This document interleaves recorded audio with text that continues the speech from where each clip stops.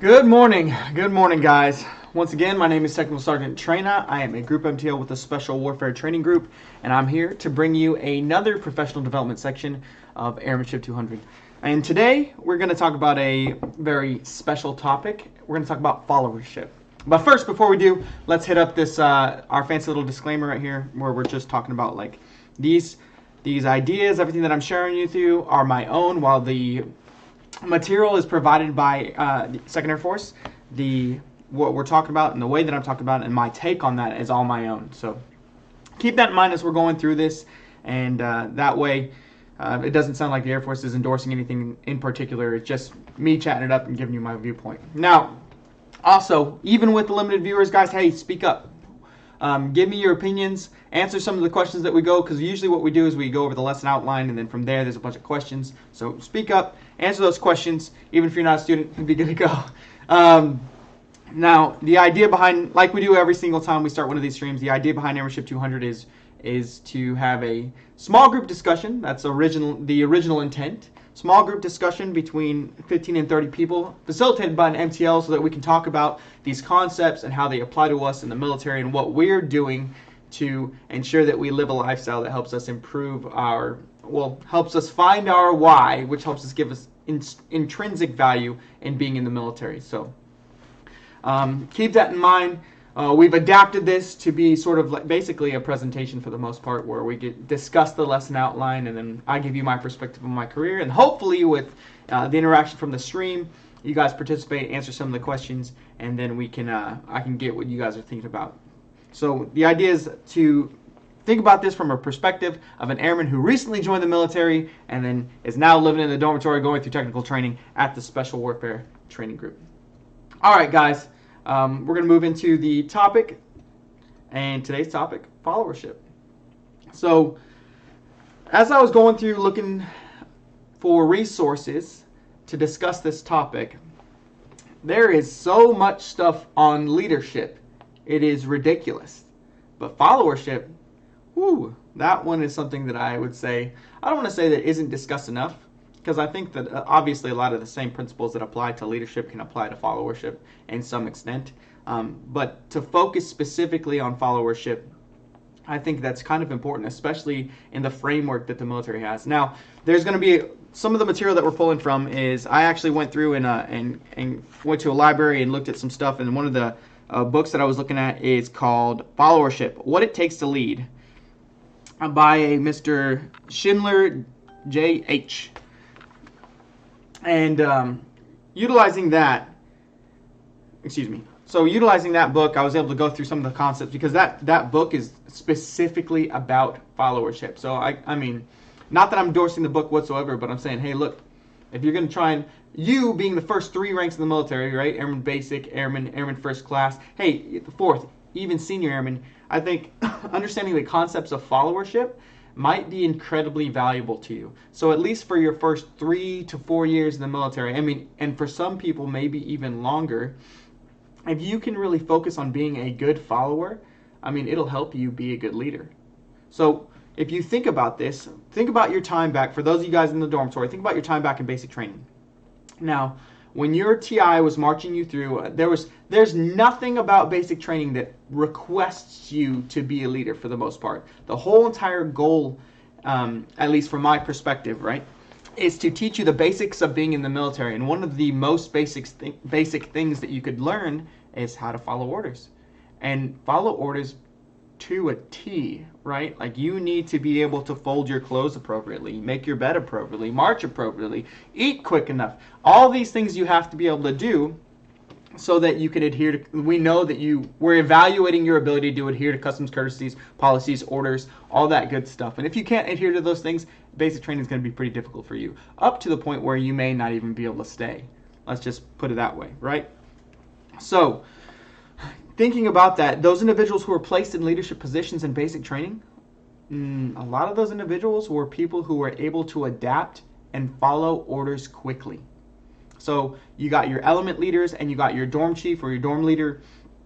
Those guys, I'll tell you right now, so in the beginning, the TI will pick those individuals randomly, because it doesn't matter at that point in time. Really, everyone's at the same level. The TI picks somebody randomly at the point in time, or they use different criteria. A lot of times they can use age, because basically if you've been on the planet long enough, maybe you have an increased ability to give direction, or you have more experience, and maybe people look up to you. You can relate to other individuals. There's a lot of different criteria that they choose right off the bat to say, hey, you 5 are going to be my leader. We got the dorm chief, and we got 4 element leaders.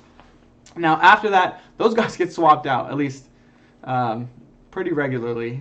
People get swapped out, and it could be a lack of performance. It could be that the members below them aren't following the leader to some extent, and which means that maybe that they're not. I don't want to say that they're not inspiring leadership, but maybe they're not adhering to the best principles of leadership, so that it's hard to have influence over other individuals, right? So generally, the people who are successful in those positions in basic training is what I'm talking about, guys. And think back about this. For those guys who are in the dormitory right now, generally those guys who are most successful in those positions are the guys who were able to follow orders really well. So your TI recognizes that. And when I say TI, I mean, for those of you who aren't necessarily watching in the military, I mean your basic military training instructor. The guy who's teaching you guy or girl who's teaching you to go from civilian to military. That individual is looking at those people who can follow orders well, and then once recognized, he puts them in positions of leadership. And the idea isn't that he's not putting them in that position because he says, oh, that guy has an innate ability to lead. He's putting them in that position because they can follow orders well. So think about this. You got to be a good follower so that you can be a good leader. I mean, everyone kind of knows it. It is common sense, but we don't tend to focus on the attributes of a follower and what makes people good followers. And then from there, like, those attributes translate to leadership as well. All right, that was a great long spiel where I went off on a whole bunch of different. Let's go. We're going to talk about followership. So here we go. We'll go through the lesson plan right now. Through guided discussion, which we're not really going to be doing, but please chat if you can. Each airman will discuss and understand the characteristics of effective followership. Hey, so side note, for those of you who are viewing on mobile, one of the ways that you guys can participate in the chat if you want to is go to your viewing settings. So there's like the 3 dots on the side, and click that and view desktop, or it's like the desktop version of the site. That way you can type if you want to. But yeah, so the ideal lesson time for this is going to be about 50 minutes. What we're going to do, it could very well get to 50, could not. I'm not exactly sure how long it's going to take, but we're not too concerned about that right now. So followership. Followership is more than just doing what you're told. It is an intentional practice mindset to fully support the task at hand and become a valuable team player. Individuals must realize the importance of their role and fully accept their obligation to accomplish the task.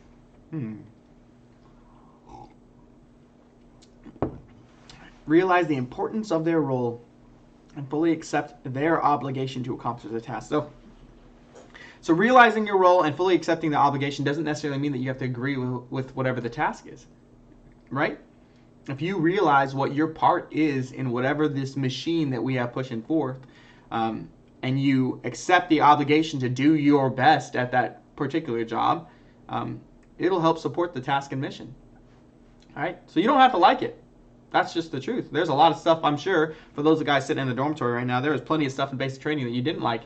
Like, for example, probably when you were marching around or something to that effect and somebody failed and your TI kept you out there for an extra half hour.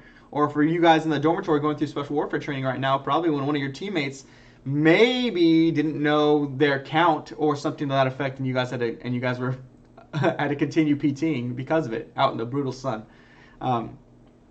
So that when you're there in those environments right now, especially in the early time of your career, a lot of the rewards and a lot of the, I guess, character building tools are going to be utilized in this team discipline and team reward. Team does well, team gets rewarded. One person doesn't do well in the team, team gets disciplined. So that right there is to help build this team concept, to help you understand that you are no longer an individual. Well, you are an individual, right? But you're part of this bigger team. We want you, to some extent, to be an individual, that's for sure, right? I need you to bring your creativity and your innovation into the Air Force. I need you to start thinking about things differently, because we got some old crusty tech sergeants in here, like myself, who've already been inundated with the military for the past 10, 11 years. And if you think about that, I'm already embedded in this military culture. And because of that, maybe I don't see innovations that you guys might be able to see. So please, please, please, please, to the best of your ability, bring up those ideas that you think that maybe no one wants to listen to, but bring them up in a way that's respectful and in an appropriate time. And we're going to talk more about that in detail. So, followership. So here's our introduction. It says I want to do a fancy little activity where I ask you guys to arrange yourselves in alphabetical order and all that. We'll move forward. So what is followership, right? Followership, if you guys are in chat, please feel free to answer. Followership is, let's see, there's lots of stuff about followership. So followership is what? It's you being a part of a team, right? I mean, this is just me kind of shooting off the cuff. I have a whole bunch of notes, but I'm not going to go through them just yet. I want to hit them later on. Followership is you being a part of a team that has a specific mission that we're trying to accomplish, right? And inevitably there's a leader. There's someone that we can look in a leadership role, and we can either get guidance from, request permission from. But generally, those individuals who are followers essentially are kind of doing the majority of the work. Can we say that? Is that appropriate? I think so. So those who are in those followership positions are kind of doing the majority of the work. We have our nose to the grindstone. We're making sure that the mission gets done in accordance with the vision that is set by leadership. And then because of that, we are either successful or unsuccessful. Now, there's certain aspects of followership, right, that help us be more effective. One of those aspects might be if you really believe in the mission. Like if you really believe in what you're doing, if you have a personal connection to it, or if you have some type of stake in what's going on, that can help you be more effective. So I think followership is making sure that we can adhere to policies, standards, customs, and courtesies, all that good stuff right now, right? And then there's different tiers of doing that, which is going to be cool that we're going to go over. But that's making sure that we adhere to something, a mission. We're doing a task. There's a leader, and we're trying to do we're trying to fulfill the mission or task through the vision of the leader for the most part. Okay, and now why is being a follower important? Let's see. Why is being a follower important? Well, we don't have any followers. We don't have any leaders, right? It's just the truth. If there's nobody to lead, there isn't a leader. If we don't have any followers, all these tasks that require more than one person are going to be very difficult to get done. So I think it's important to have followers in general, and that's probably one of the reasons why we have a tiered system. It's important to have followers so that we can make sure that we can accomplish things that are much bigger than our individual selves can do. Now, let's think about this in two different aspects, right? So there's the concept of followership, and a lot of the material that's probably going to be out there in regards to followership may not be specifically designed towards military service. So we got to think about followership in somewhat of a specific way because, hey, look, we all raised our right hand. We're here in this service, and there's a rank structure and a tier system that will help us kind of figure out what our responsibilities are as a follower. And then from there, if we can adapt to that, and perhaps we can be more successful in being a follower, and then thus probably be more successful at being a leader. So let's transition from here right now. So, because the next question is, what are some positive attributes of followership? And we're going to move over and we're going to talk about the Air Force force structure. So the Air Force has these tiered systems of rank, and don't let this wall of text scare you guys. Okay, look. The Air Force has these tiered systems of rank. So you have your junior enlisted, you have your NCOs, and then you have your senior NCOs.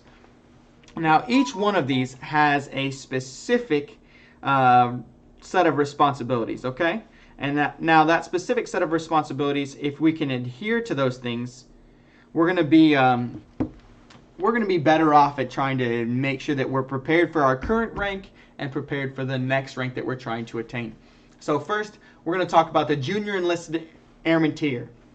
So the Junior Enlisted Airman tier, it consists of Airman Basic, Airman, Airman First Class, and Senior Airman. Now, I want you guys to think about your level of leadership in this tier. And what we're going to discuss in this, and you're going to see as we go through the text, what we're going to discuss in this is a lot of your ability to lead in this tier is your ability to adapt and set the example on how you are adapting. And then from there, as you gain rank, you'll start to be able to practice leadership. So, we talked about Airman, Airman Basic, Airman, Airman First Class, and Senior Airman. Initial enlisted sessions enter the Air Force in this tier and focus on adapting to military requirements, being part of the profession of arms, achieving occupational proficiency, and learning how to be highly productive members of the Air Force. In this tier, airmen prepare for increased responsibility and ensure they are trained, qualified, and ready to operate, both at home station and in an expeditionary environment. That's deployed, guys. Junior enlisted airmen are introduced to the institutional competencies and continue to broaden their technical skills. So, a lot of people join the Air Force, and when they join the Air Force, they can join. You can join at different tiers, right? So you can join immediately at A1C, and if that's the case, maybe you need to play a little bit of catch up, right? Because as an Airman Basic, there's a few things that we're learning first, right? Airman Basic, I'll move to the, one second, there we go. Airman Basic, newly enlisted airmen, Airman Basics, as well as airmen who have initially enlisted in the Air Force at the Airman or Airman First Class rank are primarily adapting to the requirements of the military profession, acquiring knowledge in military customs courtesies and the Air Force standards, as well as striving to attain occupational proficiency. So, hey guys, right there, really it's just you adapting. You transitioning from being a civilian to being in the military. And then we're going to kind of just bump up, and I want to bump up because a lot of these are very similar, right? As an airman, you're still learning and adapting to military profession and are expected to understand and conform to military standards, customs, courtesies, and begin to show occupational proficiency at basic tasks and still require significant supervision. And then as we move forward, Airman First Class, which means that you're doing that a little bit better. You're earning something called your 5 skill level. So when you join the military, you're probably at like basic training, you're at your like 0 skill level, for lack of a better term, or maybe even a 1 skill level, and then you go from there to your technical training where you can kind of earn something called your 3 skill level. That means that you're knowledgeable about the position that you're about to take on, but you're not necessarily proficient at it. And then you go over to your first duty location and you do something called CDCs, Career Developmental Courses. From there, you typically earn your 5 skill level, which is what this is talking about. And that's where you kind of move into, that's what we're talking about. Before, as an airman, and maybe even as an Airman Basic and as an airman, maybe all your proficiency is strictly adhering to customs and courtesies and standards that you learned in basic training. Because by the time you guys leave basic training, you guys essentially should be experts at all that stuff, right? You should be experts at wearing your uniform correctly. You should be experts at ensuring that when you provide the proper customs and courtesies, to officers in the enlisted rank, the senior enlisted rank that are above you.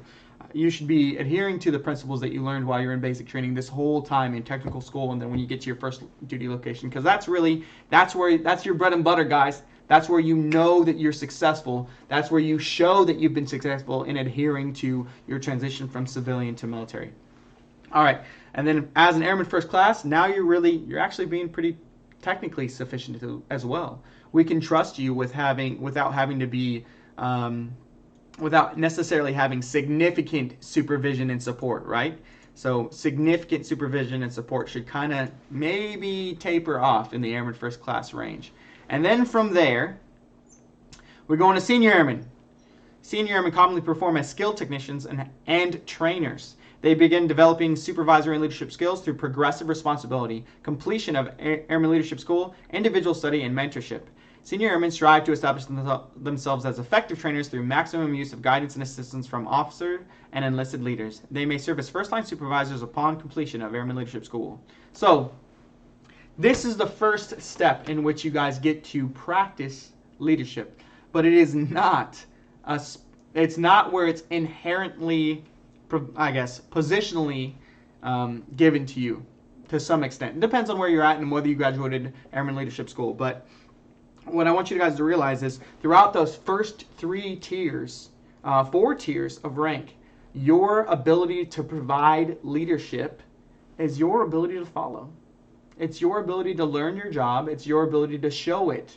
It's through action at that point in time that you provide your level of leadership, right? So everybody who's in the dormitory right now, all those guys everybody who's guys and gals who are in technical training, think about this. As you guys are going through there, if you're telling people what to do, unless you've been given a position, like if you're a green rope, red rope, yellow rope, whatever we got going on in our leadership, unless you're a team lead or something to that effect, guys, if you're telling people what to do, that's a little risky at this point in time, right? That's a little risky. Maybe we should be focusing on showing people what to do. And if people need help, I don't know if I'd be in the position where I'd say, hey, you got to stop doing stuff like that, guy, right? That's the example of airman trainer yelling at people in tech school saying, hey, stop doing stuff like that. You got to do it this way.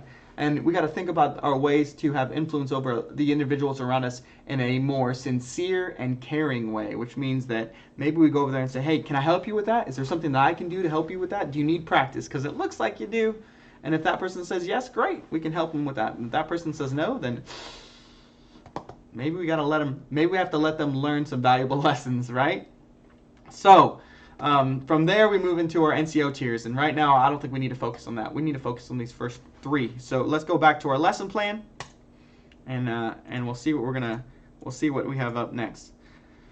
All right. So before I ask what are some positive attributes of followership question, I want to read you off a couple things that I found out when I was looking through the material that I was bringing up for followership. So leaders contribute, on average, no more than 20% to the success of the organization. That means 80% of us are followers, right? 80% of us are followers. No more than 20%. Those who follow the leader are critical to completion of the remaining 80%. I mean, and that's straight out of this book on followership. There's a couple more quotes that I wanted to read you and talk to you guys about. More than likely, an individual had to do their job in an exemplary fashion in order to be recognized as someone with leadership potential. So there's got to be some legitimacy behind it, right? We got to know if I'm going to follow somebody, if I'm going to be the follower, I got to know that someone has the ability to lead. Everyone, all of us have been in scenarios, in situations in which somebody was the leader, right? Whatever that may be, it's your manager as a civilian position. Maybe it was a class leader in a specific course that you took. Maybe it was you were in a project. Those of you who just graduated from high school, you guys had a project. And now part of that project, you had one individual who kind of took lead and helped direct things. And you liked it or didn't like it. I don't know. Whatever it is. It could be your high school teacher. That could be the leader or whatever we're going to be talking about here. And you guys have plenty of experience with people that you enjoyed, that helped inspire you, that helped you, and you could probably call them good leaders. And you probably have had plenty of experience now with people who were not necessarily good leaders. So think about that. Think about those attributes that made that person a good leader, right? Or to you. And here's the thing: is like leadership and followership, both of which are really dependent on connections with individuals. So there's going to be people that you can connect with, even as a leader, that you connect with your subordinates much better than others. Now it's our duty as leaders to adapt to individuals so that we can find and create that connection, so that we get a deeper meaning. And hopefully I know more about the individuals, and I can help you guys get through whatever challenges are going on, so that we can complete the mission. But in specific to followership, we have to make sure that we're doing whatever we can to realize that the mission is important, and by you joining the military, you kind of adhered yourself to a course of action, which is whatever direction the military has for us, right? We're going to move forward. Followership theory. Let me see. Let me make sure this is all I got in this one, because that was part of in the beginning chapters. They really talk a lot about leadership, and I really don't want to focus on that. I want to focus on followership. So, followership theory. A follower is one who pursues a course of action in common with a leader to achieve an organizational goal.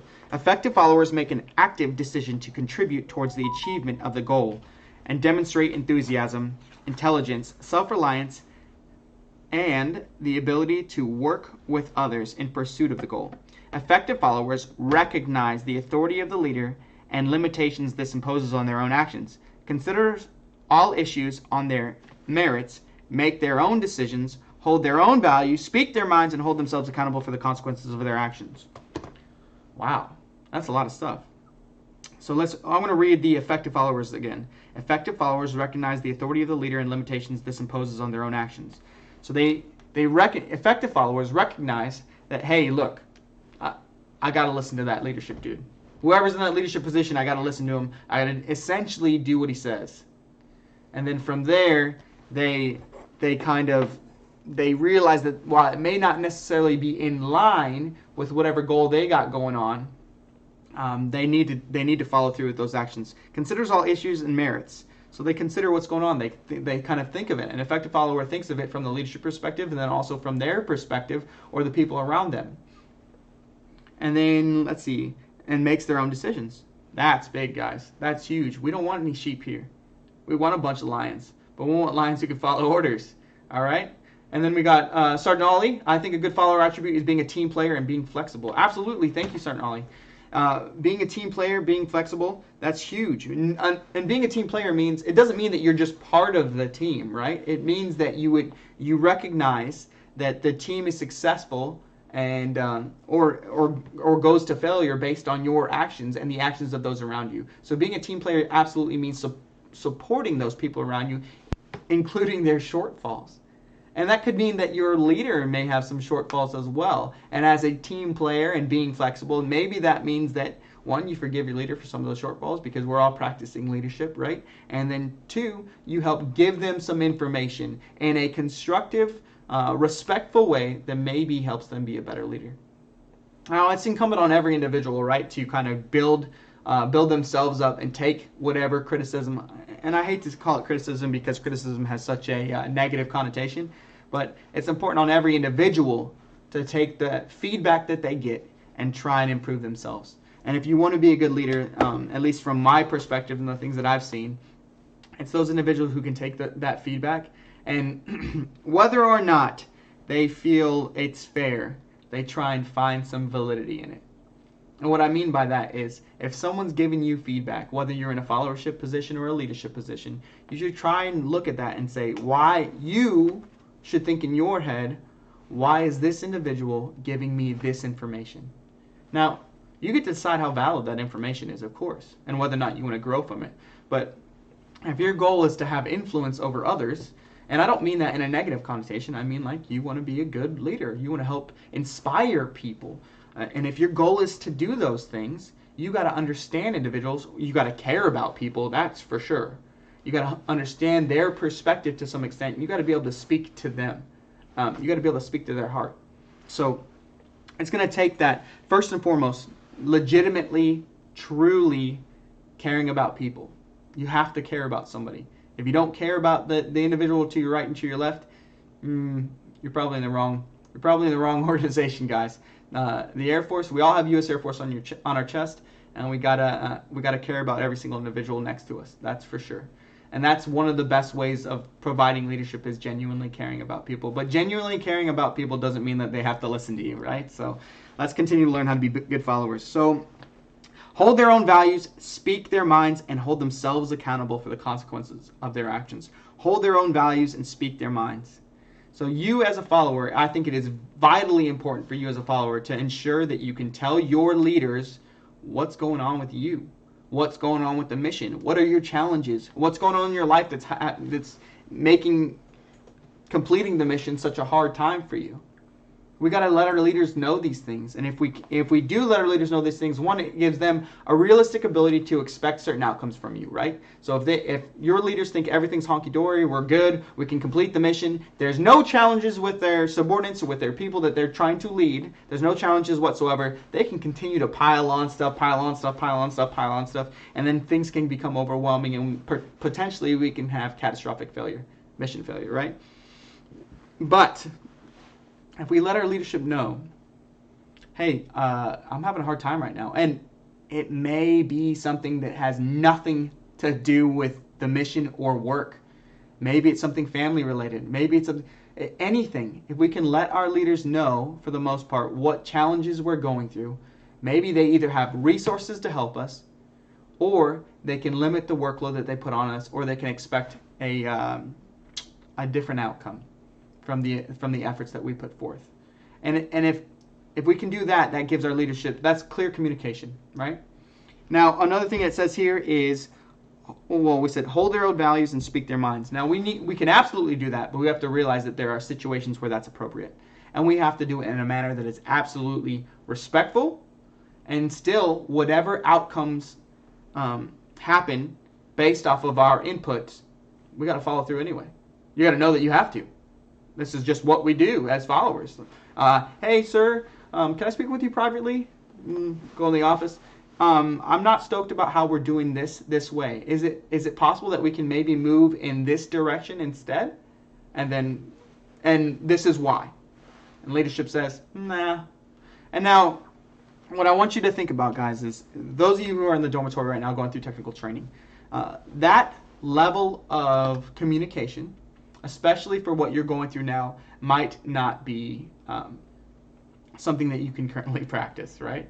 As you guys are going through whatever technical school and you're trying to learn things, you need to be the sponge right now and take in exactly, because what you're going through is how the Air Force is teaching you to do something. So evaluating that material is great, and I want you to do it. But right now in technical training, you don't have, I'd say, the history or the technical expertise right now to make changes to that curriculum. So if you do, I mean, talk to your MTLs and instructors and do it in a constructive way that's respectful, right? Maybe some of you with prior civilian experience can help improve our ability to train. I would love that. That's amazing. But if you don't, keep those things, remember these things, because someday you guys are going to be wearing this fancy little rank right here. And if you are, you're going to be the individual responsible for changing things. So remember some of the challenges that you're going through right now. Remember, hey, I think that we can go through this curriculum much easier. And later on, when you're a technical expert, when a recognized technical expert in the career field, you'll be able to make those changes. Or you can help suggest those changes. You may not be able to make them in the future as well, but you got to think about it in that way, in that aspect. So, speak their minds and hold themselves accountable. We talked about that probably to death at this point in time. Now, some additional things that I highlighted. Being an effective follower, being a good follower, includes belief in the organization's mission, vision, and purpose. So there's 3 things right there, right? Now, every organization that you're going to be involved in is going to have a different mission, vision, and purpose for the most part, right? And then there's broader definitions as you move up the chain, right? There's your squadrons, mission, vision, and purpose, and from there, your groups, mission, vision, purpose, wings, mission, vision, purpose, numbered Air Force, AED, MASHCOM, headquarters, all that good stuff. So the best thing that you can do is have that mission, vision, and purpose readily available to you, because I'm not going to ask you guys to memorize it. I'll be honest, I've had squadron commanders in the past ask me to memorize that stuff, and while I have attempted to, and in some aspects have done it, it's something that's difficult because you don't necessarily think about it every single day. But if you have it readily available to you, you can think about your actions and how they align with your squadrons or your organization's mission, vision, and purpose. Willingness to subjugate personal interests for the greater good. So, let's see.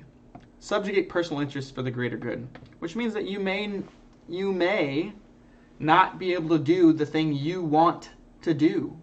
Now, a lot of you guys going through technical training right now, yeah, you may not be able to do the thing you want to do right now. I mean, and to be honest, I think one of the ways that we can apply this very easily is that when you think about you're going through, let's say for all my guys who are going through special warfare training that have eliminated, and now you're going to do something different in the Air Force. Now, I get it. This wasn't the original path that you wanted to take. Now, everything's written in sand, guys. And the next thing that we do, the next mission that we take on, I want you guys to think about it in less of a perspective of, hey, I was going to be this. I was going to be a pararescueman. I was going to be a tactical air control party member. I was going to be a combat control person. I was going to be all these other things, right? Special reconnaissance. All these specific AFSCs. I was going to be this. And now I need you to think about, I'm an airman. And I'm going to be doing what the Air Force needs me to do. And if you can think about it in that aspect, you're going to be successful. And from there, opportunities are going to open up for you, right? Because there's a lot of stuff that we got going on that the Air Force gives you the ability to change with. One of which, for you guys, is the first-term airman retraining program. All right, so if you guys transition from this career field or any career field that you guys are in, you can adhere to you can go through the first-term airman retraining program. You can apply to get a job, and that's really all the jobs that are available are on the retraining advisory, though. So I want you guys to go check that out. If you can Google it or go to the Air Force portal, from there you can go to the Air Force retraining advisory. You can see that. But those are some options for you.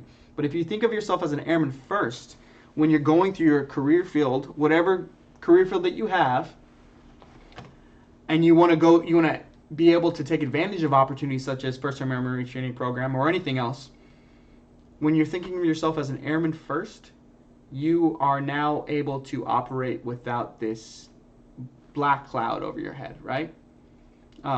You're not necessarily, you don't have to be happy about the position, but you can really think about the way that you are providing service, the way that you are being a good follower in that position, and maybe you'll even be recognized. And then from there, your retraining package, right? Because everybody has to put in a package. You have to be selected to retrain, all that good stuff. Your retraining package can probably be more competitive. So keep that in mind. So we went belief in organizations, mission, vision, purpose, willingness to subjugate personal interests for the greater good, loyalty, and unity of force. Loyalty and unity of force. So even though we may not agree with something as a follower, we may not agree with the task that we have to do, we may not agree with how our leadership is asking us to do it, we need to have loyalty and do it anyway. And if we're going to criticize it, we do it in private with the leader. Now, if you guys are going to be people, I know people need to vent, right? You got to go talk to your fellow airmen. We got something called in the dorm. We got dorm lawyers all over, right? Those are individuals who think that they know what to do. And I'm okay. I want you guys to talk and interact and figure out stuff, right? I want you to have the general consensus of what other airmen are saying. But I really want you to get the information that is vital to your career and from your leadership. So get with your MTLs, guys. If you're having some issues in the dormitory, if you're having some issues with either other airmen, with tasks that are being involved, if you're having issues with MTLs, if you're having a problem with the way MTLs are treating you, get with your MTLs, guys. And I know that might seem counterintuitive, but here's what I'm saying is, you have two recourses. One of which is go to the MTL, ask to speak with them, and speak respectfully, right? If they don't get the feedback on how they're doing as in their job, and it's going to be hard for them to improve. And remember, they may not take your feedback whatsoever. That's one part of being a follower. But if you don't provide that, you might not be being a good follower. There we go. Words are hard today. Okay. And then unity of force, right? We can accomplish much greater tasks if we have a larger pool of individuals to help us support that task. All right. Okay, so now there's certain types of followers. Ooh, here, let's move forward actually. What are some positive attributes of followership? So starting, all I said, being a team player and being flexible. Here's some anticipated responses: judgment, obligation to the enterprise, work ethic, competence, honesty, discretion, loyalty, ego management, and team player. Ego management, wow, yeah. Yeah, ego management. You might have a way that you think is a better way to do something, but leader says, hey, we're going to do it this way. You're like, oh, that's really inefficient. I do this all the time, by the way, guys. My wife always gets me. She's like, hey, maybe you should probably do it this way. And I'm like, no, I'm going to do it this way. And then later on, I go back and I think about whatever the task was, and yeah, she's right. I mean, almost all the time. So, okay, so what are some positive attributes of followership? What are some negative attributes of followership? Questioning everything, lazy, complaining, needs to be told often, constant excuses. Now, what I don't want to do is I really don't want to focus on negative. So, like, those are negative aspects of, just culture, right? Of people, of characters.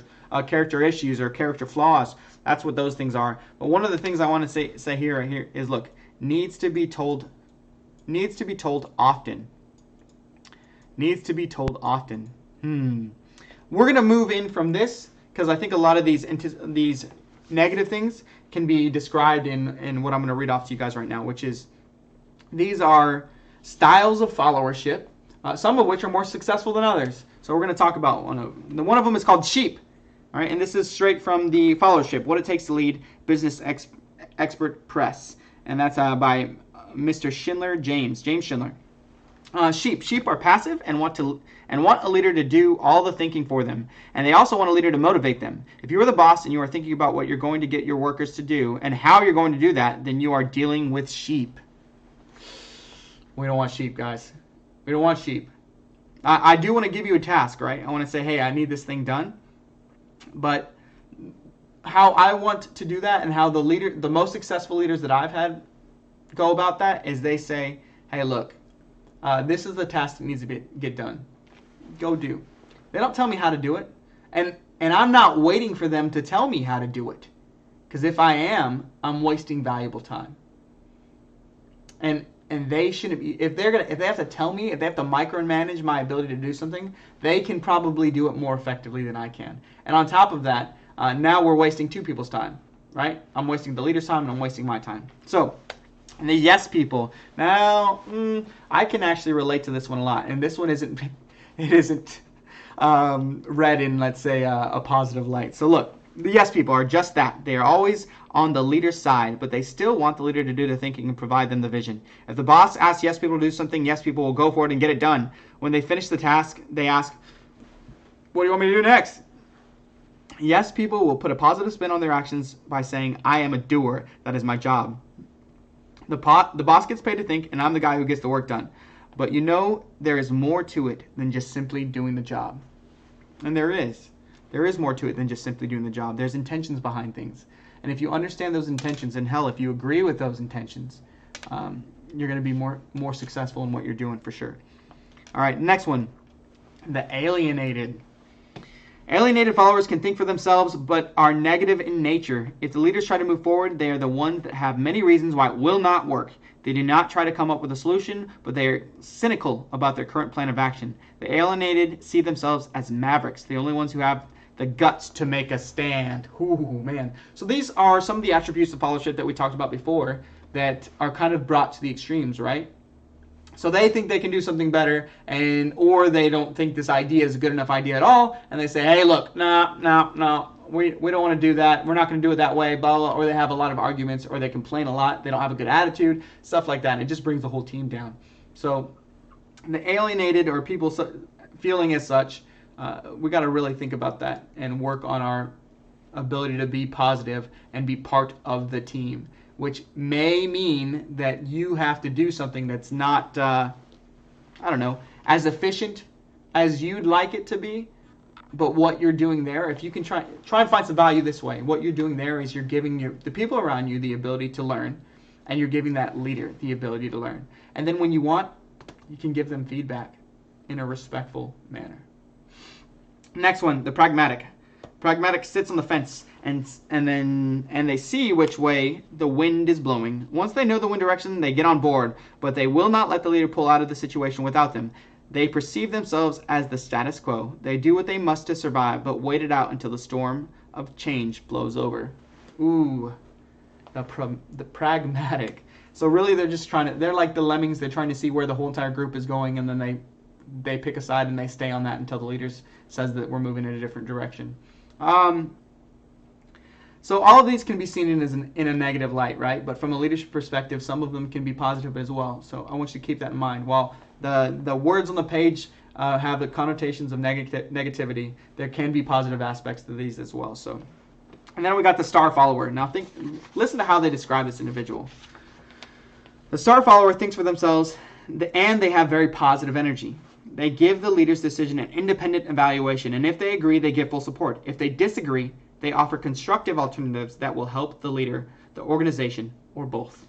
Many view these star followers as leaders in disguise. Star followers are often referred to as the right-hand person or the go-to person, and this is where you come into the picture.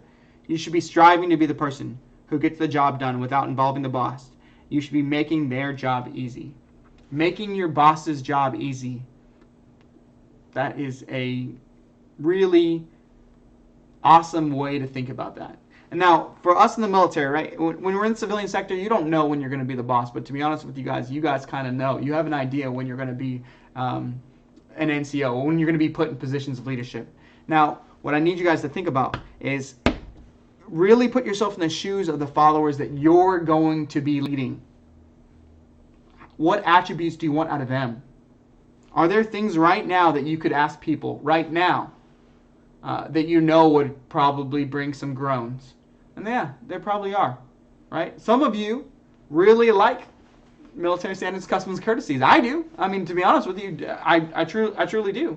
I like when people wear their uniform appropriately. And I know that there's things that people don't do, like have all their pockets unbuttoned. And I know that there's people who wear their hat indoors before, like maybe 30 feet before they walk outside. They like have a bunch of stuff in their hands and they're walking through the dorms, the hallway, and they're like, oh, okay, I'll put my hat on. And they walk through.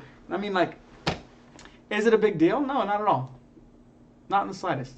But I like showing individuals in my leadership and the people around me that I can adhere to standards, customs, and courtesies, because that is the very basic of being, I guess, trustworthy. That's the very basic of knowing that, you know what, Sergeant Trainer has it together, and he's gonna be able to give me effort that will help support my mission or whatever I'm doing.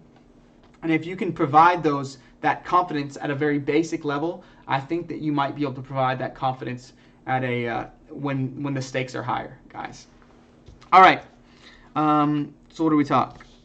Oh yeah, we went over the star follower, I think it was. Okay, there's a bunch more stuff in here. We're getting on. Man, this is going longer than I thought. We're gonna get through a few more things. If anybody has any questions, great. If you guys don't, no big deal. We'll move forward. Okay. Let's hit up some. Why is followership very important in the military? Well, enlisted force structure. There's going to be followers and leaders at every tier and rank. Everything that you do, every rank that you get is going to have additional leadership responsibility. And to be honest with you, it's going to also have additional responsibility as a follower to make sure that you're broadcasting whatever message and vision, mission, purpose the organization that you work for is doing. And you have to broadcast in a way that's supportive to your leaders. You have to. You have to. I mean, the moment that you don't is more, in my opinion, in almost all cases, the moment that you don't, it might be very inappropriate.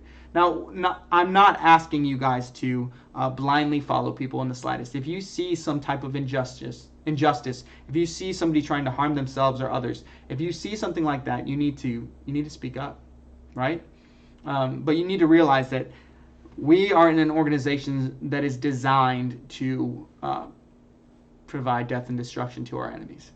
And that comes with danger. There's going to be two types of situations that you guys need to be aware of for sure. And some of you, whatever career field you're in, is going to mean that you would have to adhere to one or the other more often than the other. Which means that you're going to have to, the leaders that you're following are going to give you an order or direction. Now, there's two types of orders, which is what I'm kind of talking about here, guys. I'm sorry if I'm adding too many words to this, but you will have to either do that action immediately without question, or perhaps there's time for you to request the why. Now, a lot of the military, in fact, I'd say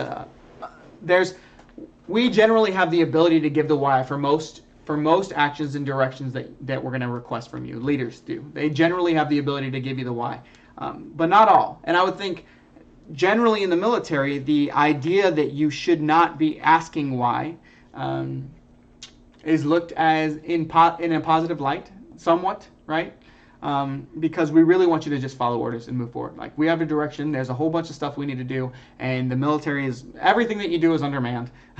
There's always not enough people, there's always not enough time, there's always not enough resources, there's always some challenge that you're going to have to adhere to, and when we're asking questions, the majority of the time, we're taking valuable time that we need to do to accomplish the mission. So, that's not to discourage you. What that is I need you guys to recognize, airmen in the dorms, recognize when you can ask for the why. Maybe it's not right in that moment. Maybe it's later on. And that's where you're doing your feedback session with either your supervisor, your MTLs, your fellow airmen, your team lead, whatever you got going on. You're doing that kind of feedback session so that you can figure out what their thinking was, and then they can kind of get some inputs on what your thinking is. And then that way they can adapt themselves as leaders in practice. Cool. Let's see. There's a couple other things that I want to hit up. Let's see. 5 dimensions of courageous followers. Courage to assume responsibility. Yeah.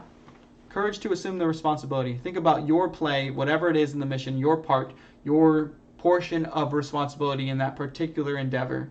And if you assume that to the best of your ability, you guys should really try to provide whatever level of service to the best of your ability. And when you don't, you should forgive yourselves. It may be hard because you might let other people down, but you should forgive yourselves, learn from it, and try and improve on the next go around. Same with your leaders. You should forgive them when they make a mistake as well, and help them try to adapt to being better leaders. It's very difficult, right? Because leaders should have some inherent sense of responsibility where they need to take care of you. But like not everybody can do that to a level that you might accept. And if you can give them the leeway to grow, they'll become better leaders. You'll become a better person, and that relationship will be much easier to continue, so that we can provide a better level of service to the military. And you might get more intrinsic value out of it as well, right? All right, next one, the courage to serve. It might be really difficult to be a follower sometimes, especially when you have to do a task that you don't want to do. So being able to say, hey, look, I'm going to do this. I'm going to put my nose to the grindstone. We're going to get work done. And even if I don't like it, that's some courage right there. All right. And then courage to challenge. Ooh, I'd say this one is incredibly, incredibly difficult, especially when you're a subordinate, right? And you have limited experience. It might be really difficult to approach your leaders and say, hey, look, I don't like the way that we did that. I don't like the interaction that we had. I don't like this, or something to that effect. And I'm not saying you have to say it like that. Whatever your challenge is like, hey, sir, this happened. I want to improve my ability to be a better follower. How can we discuss this? And then get some more feedback. And I'm sure that that's you kind of requesting help. And if I ever got a request like that, I would be more than happy to try and have that discussion, as long as it was at an appropriate time, right? Courage to participate in the transformation. I'm going to read this one out. The followers who apply this dimension champion the need for change and are willing to stay the course while struggling with the difficulty of real change. So change always comes with difficulty. And one of the things I want you guys to realize too, think about it this way. Since you've been in, more than likely, there have been some regulation changes, some maybe even uniform changes, stuff like that, right? We just made some significant transitions in this department as well. A lot of people have to wear the coyote brown stuff where they didn't necessarily have to before. We're in this transition period to adhere to the uniform policy of the OCPs. Now, uniform changes are going to happen pretty regularly, guys. Changes in policies are going to happen really regularly. And a lot of these changes are kind of, to me, some of these changes feel very arbitrary. Right? But think about this. Maybe the military does that for things that are arbitrary so that you have experience adapting to change. Maybe adapting to change is something that can be practiced and you can get good at and you can have a more positive attitude about. So then when we have mission critical adaptations that we have to do, it happens. We're better at it. We can get to standard easier and faster, more efficiently. And maybe that saves lives. So think about that, guys, as you guys are groaning about whatever color socks you have to wear with your PT gear or whatever's going on, whatever little change there is, right? Minor inconveniences. Think about those things. Adapt to them in a positive aspect. Do it quickly. And maybe that'll help us in the future when we have to adapt to critical aspects so that we can have mission success. All right. The courage to take moral action. Probably the most difficult one, right? Is to say, hey, look, leader, this isn't right, and we need to do something to change. But you recognize that person's position, and you're doing your best to adhere to their policies while you give them constructive feedback, hopefully in a way that is responsible.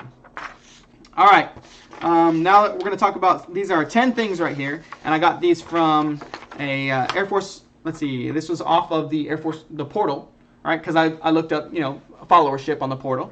And these are 10 rules of followership. And it's written by Lieutenant Colonel Manuel, I'm going to butcher this, Saenz. Sands? Sorry, Colonel. I apologize. All right, this was written in 2008, so it's been a minute. Maybe he's not even in. I don't know. But here we go.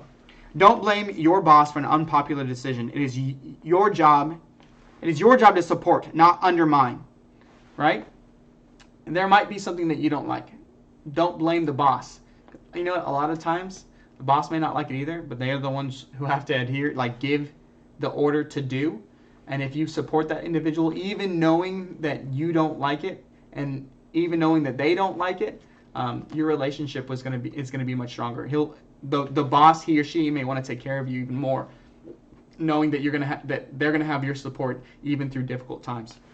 Number 2, fight with your boss if necessary, but do it in private. Yeah, something we've been talking about here, right? And I don't want to say fight with your boss. I want you to have speak frankly and honestly with your boss, but make sure that you are doing it in a respectful manner and in private. Now, use initiative. Use initiative. If you see something that needs to get done, do it. Do it. Don't wait. Do it. If you're walking past the trash cans on your way to the chow hall and you see trash on the ground, just pick it up and throw it in, wash your hands, and eat your chow. Okay? Guys, look around you. Every spot that you go to, every place that you are, represents the U.S. Air Force. Represents you as an individual, represents your unit. Every time you walk into a room, try and find a way to make things better. I mean, and it's difficult to remember that, and it might even be difficult to do it, but do your best if you can. So here's number 3, accept responsibility when offered. I mean, that's big. The military cannot succeed and evolve unless it's composed of risk takers willing to accept responsibility. It is difficult to assume responsibility because people fear failure. Even General Curtis LeMay commented that he had never been given a job that he felt qualified to handle. Be a risk taker. Accept responsibility. Oh man, jump in. Jump in. When you guys are given a responsibility, jump in and try and make it yours. Do it to the best of your ability, and then some of those things you're going to be successful at. Some of those things you're not going to be successful at. But the thing is your leadership is going to be there to help support you and make you successful and give you feedback. Heck, I've been doing this live stream for a little bit, and I've gotten a ton of feedback from my leadership, some of which was difficult to hear, guys. And to be honest, it was not nice to hear right off the bat, but I can't tell you, I do feel like it has made some significant improvements in my ability to adapt and help other individuals and continue doing the stream. So I'm genuinely grateful to those leaders who have taken the time out of their day to genuinely care about me and say, hey, Sergeant Training, I need you to work on these things. Right? I'm glad that they did that, because if they didn't care, they would just let it go. So I'm stoked. Tell the truth. Don't quibble. Your boss gives advice up the chain of command. Yep. Let your leadership know. Let your partners know. Let your team know. Let people know what's going on with you. Tell the truth. Let them know how you feel about things. Because otherwise, we could have this one-track mind as a leader, right? Sometimes we get focused in and we have these tunnel visions. We see this. This is the mission. This is the goal. We have to do this. But I don't see anything next to me. I don't see any of the challenges unless some of my subordinates, some of the followers are looking at me and say, hey, Sergeant Trainer, this is going on. This is going on. This is going on. Can we, okay, well, maybe I need to take these blinders back a little bit. Maybe I can focus on some of the stuff that they're saying, and we can try and be more effective during this mission if we accomplish those little things, to take away those little challenges first. All right, do your homework, give your boss all the necessary information, anticipate possible questions. This one I need to work on myself. Do your homework, right? Do the research. Look at what's going on when you're given a task. Look at everything that is involved in that. Even if it's minuscule, look at it to some extent. I mean, and you're probably able to do that pretty quickly if it's minuscule. And then from there, you can give feedback if needed. If it's not needed, if it's not necessary, then don't do it. When making a recommendation, remember who will probably have to implement it. So a lot of this is something I do as well. Look, you're going to give feedback to your leaders, which is good. You as a follower, we want that. Now, whatever recommendations that you make, those recommendations might be things that you have to implement. And that's a good and bad thing, right?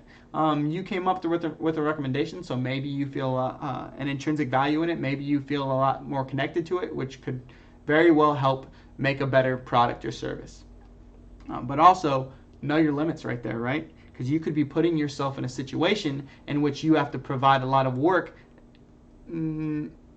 where time and resources are a limited commodity. So when you're making recommendations, think about that, because you could be obligating yourself. All right?